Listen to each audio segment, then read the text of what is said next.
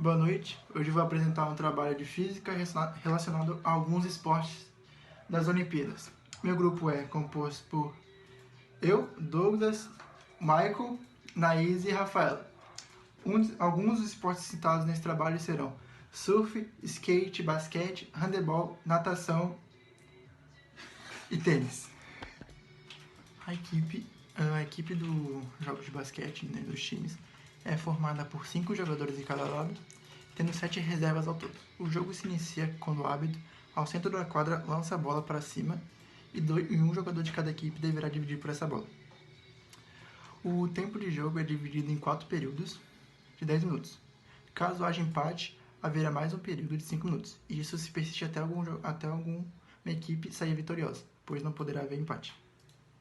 Como é que já foi de grande sucesso, pois muitos começaram a praticar. O basquete no Brasil começou no ano de 1896, quando um estudante veio para o Brasil, da Universidade de São Paulo, ele acabou trazendo uma bola de basquete. Quando um estudante veio para o Brasil, da Universidade de São Paulo, ele acabou trazendo uma bola de basquete. Nisso, logo o público feminino se atraiu muito pelo basquete, demais, por sinal, mas o masculino acabou não indo com tanta vontade, pois não sentia, digamos, uma emoção que eles sentiam com o futebol. Digamos que eles comparavam muito basquete e futebol e não conseguiam vir da mesma forma e não davam tanto valor assim para esse esporte. Mas com muita persistência dele, ele acabou conseguindo fazer que com o público masculino gostasse desse esporte e ser muito praticado. Eu vou falar agora algumas das regras do basquete. Uma das principais regras do basquete é que ele não pode ser conduzido com o pé, né? Já que é com a mão. E também ele não pode ficar por mais de 4 segundos em posse do jogador. Ele tem que ser quicado e também não pode ser com o punho, pois quando foi criado, o professor James pensou que se a bola fosse quicada com o punho, poderia gerar agressividade nos alunos ou uns alunos se machucar para dividir a bola. E foi isso. Valeu.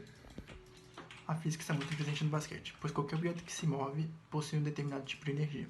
No basquete, a física está presente principalmente no passe, no kick, no arremesso, na força e no impulso para lançar a bola. E é isso. Obrigado. A natação é um esporte que não serve apenas para a competição, mas também para ajudar o corpo fisicamente e para ajudar pessoas que têm problemas respiratórios e entre outros. É um esporte que a gente usa na água e ajuda muitos músculos do braço, da perna e vários outros. Ela entrou nas Olimpíadas em 1896, na Grécia, que era um lugar onde eles valorizavam muito a natação por essa parte de estética do corpo. Esse ano, em Tóquio, começaria dia 25 de julho e terminaria dia 6 de agosto. Teria 17 provas para homens e 17 para mulheres, e um misto. Essas provas seriam de 50 metros livres para mais e teria uma prova nova que seria 800 metros livres para homens e 800 metros livres só para mulheres. Elas não têm umas regras certas, porém elas têm 3 fixas, o resto depende muito do tipo de nado. O skate é um esporte para realizar manobras, ele foi inventado nos anos 60 por surfistas e virou um hobby para todo mundo e um passatempo para várias pessoas, até usam em competições. Tem vários tipos de modalidades, como o freestyle, que é usado para manobras no chão, a vertical, que é usada em pistas, e a mini rampa, que é usada em rampas de rua. Nas competições são usadas apenas 2 modalidades, que é o circuito com obstáculos e a rampa em forma de U. Eles entrariam em Tóquio 2020 esse ano, era a nova modalidade, e seria simulado obstáculos de rua.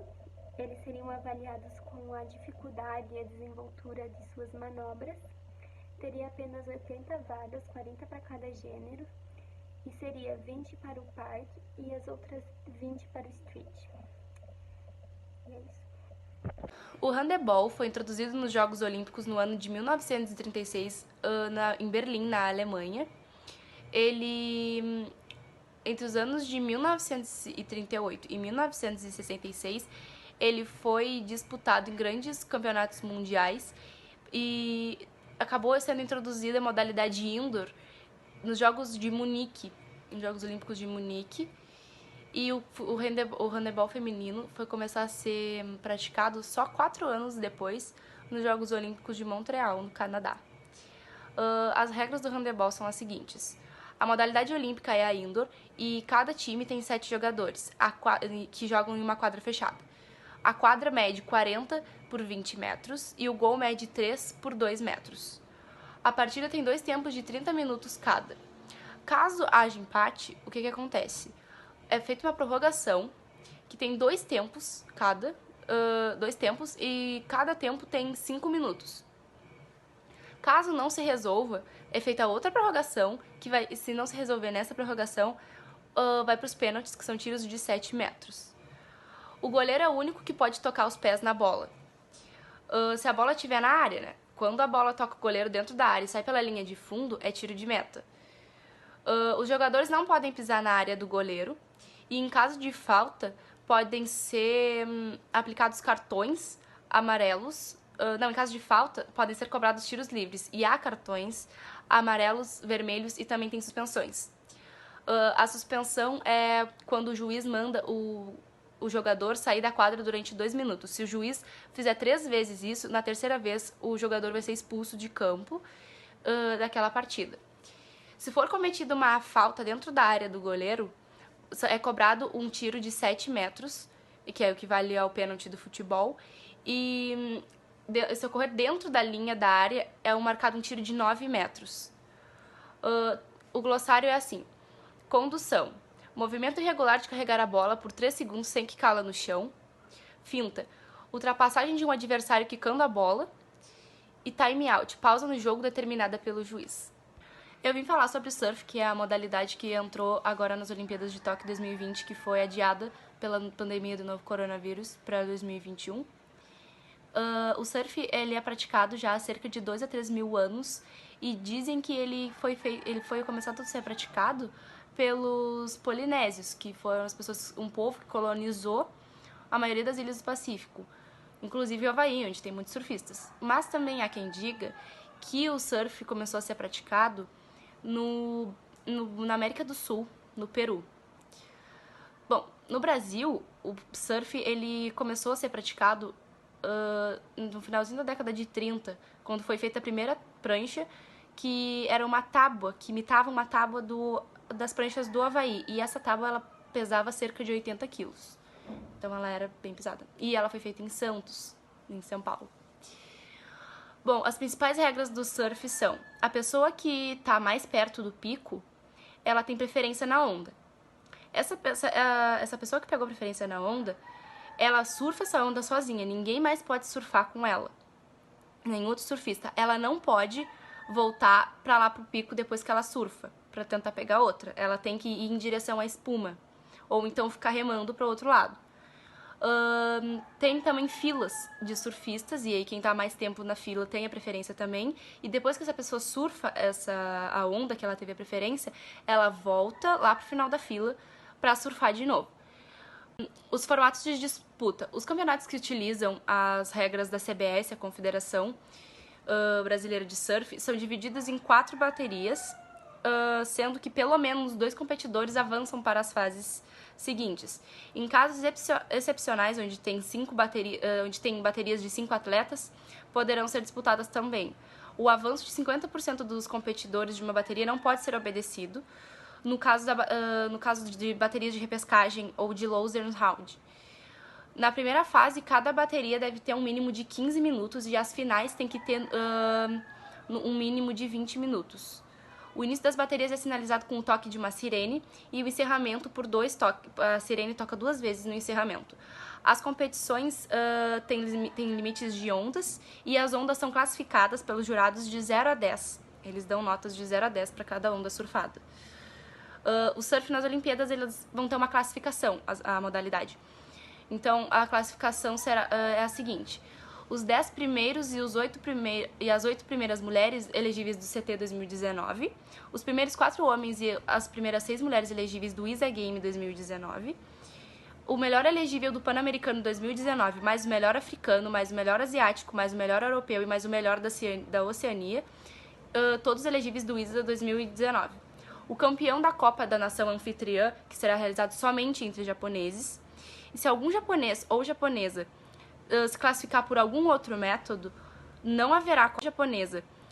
Se classificar por algum outro método, não haverá Copa da Nação Anfitriã e vai ser aberta mais uma vaga pro item 2, né? Pra quando do Pan-Americano, mais o melhor africano e o melhor asiático e etc. Bom dia, meu nome é Michael Cabral Barbosa, sou do Instituto Estadual de Educação da sala 262 e eu vou apresentar a minha parte sobre o tênis do trabalho de física. Meu grupo é eu, a Rafaela Xoxo, Douglas Toledo e Naísa Lopes. Eu vou falar sobre o tênis. Os relatos do princípio do tênis são de diferentes períodos. Durante o século V, os principais praticantes encontravam-se no Egito e em alguns países da Europa. Seus adeptos utilizavam apenas uma bola e as mãos. Mais tarde, no século XII, o esporte ficou mais parecido com o jogo jogado atualmente. Apesar de ainda não utilizar a raquete, a palma das mãos cumpria esse papel.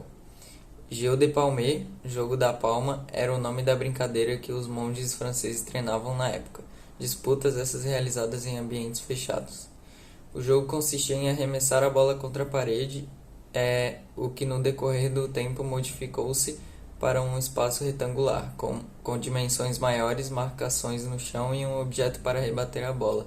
Os nobres aprovaram a novidade e logo diversas quadras eram construídas na França, chegando inclusive na Inglaterra durante os impérios dos reis Henrique VII e Henrique VIII.